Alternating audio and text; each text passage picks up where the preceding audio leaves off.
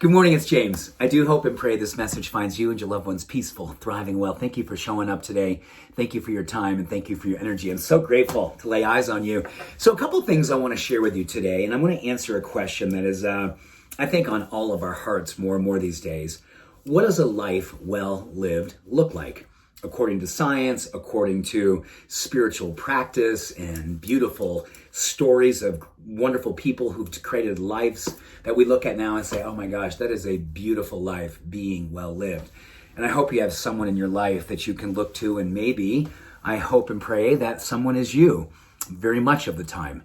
The way that we're growing together, the way that we're learning each and every morning to choose a path that really speaks to our heart's knowing and our soul's contract to show up and live in such a way that at the end of each day, we go, that was a beautiful day of me showing up heart first, me being intrinsically motivated, and me giving myself permission to outlove my former self each and every day. I once shared a note that I have right here. One of the most courageous acts of love we will ever commit is to end relationships with versions of ourselves we no longer find kind, authentic, inspiring, and beautiful.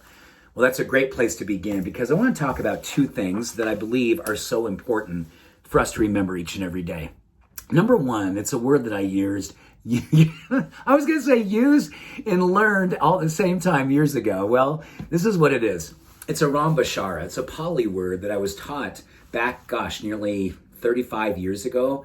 I was doing a meditation retreat at a place called Swayambhu, which is the monkey temple in Kathmandu, Nepal. And there's monkeys everywhere, by the way. They're running around, they're stealing things, they're eating everything that's available.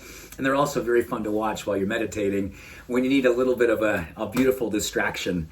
And rambashara is a word that's used a lot in meditation because I think for many of us, any spiritual practice, whether it's meditation, yoga, compassion practices, just trying to be a more beneficial, loving presence on the planet, there's a word, arambashara, that speaks directly to that. Most of us, if not all of us, have experienced this hero in the beginning. Like, oh my gosh, when I dedicate myself in the very beginning of a meditation practice or any spiritual work, I'm so good in the beginning. I'm like, oh my gosh, yes, I'm on it. Whole lot of energy and zeal because we're so pumped up about the beginning. But arambashara, meaning a hero in the beginning, also includes, but not necessarily at the end. And that's what I want to talk about today. How do we finish well? How do we finish well each and every day? If we are looking at a life well lived years out, I hope it's many years for you. What does it look like when you look back in your final days, in your final moments, your final breath? What does it look like? Well, I know for me more and more, and I've been around a lot of beautiful death lately, beautiful transitions lately. And I really, really want my experience at the end to be hopefully just going through the experience of all the ways that love was taught to me, and hopefully ways that I leaned into love and became an experience and demonstration of love too. That's really a life well lived. I have a question I ask myself a lot. Who do I want to be at the end? And basically, I want to be somebody who, at the very end, I'm not grasping onto life any longer because I feel like I have unfinished business, or I feel like I have things that I wish I had said and should have said and want to say, but I didn't take the time, or I didn't have the courage, or I didn't have the compassion to say those things.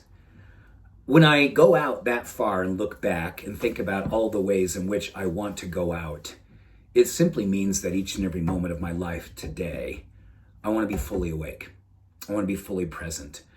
I want to be not afraid to be vulnerable to what I know, to expose my heart to the truth that I believe years, hopefully many years for you and I from now, when it's time to say goodbye to this experience at this plane, we do it whole and there's no claws out. We are holding our heart or holding hands of people that we love, and we're able to go out with peace. We're not heroes in the beginning, we're heroes at the end. And the word hero should not be confused with like, oh, I am so awesome and I did all these amazing things. It is life was awesome and I saw amazing things because I was present for them, present for people, present for experiences that kept me fully connected to what truly matters.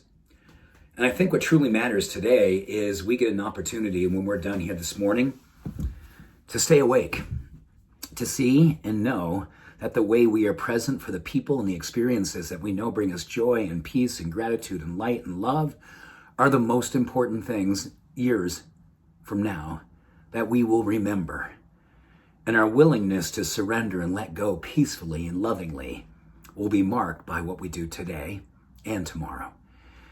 There's so much power in that statement that I'm finding for myself more and more as I try to figure out what is mine to do. Well, mine to do is to be a hero now by showing up, leaning in, and being love now. And if I can, and I pray that I can, and I pray that you will and can as well, lean in so deeply to your life right now that you fall in love with it. And that experience embodies you, envelops you, and allows you to never fall asleep on your life. Because the purpose, I do believe, is simply this: to know how well you are living by being fully awake to what's happening right here, right now. And if love is the currency, generosity, kindness, compassion are the transmission. Trust me, trust yourself. You will have lived very well. Thank you. Much love. Every blessing. Have a beautiful day. Bye for now.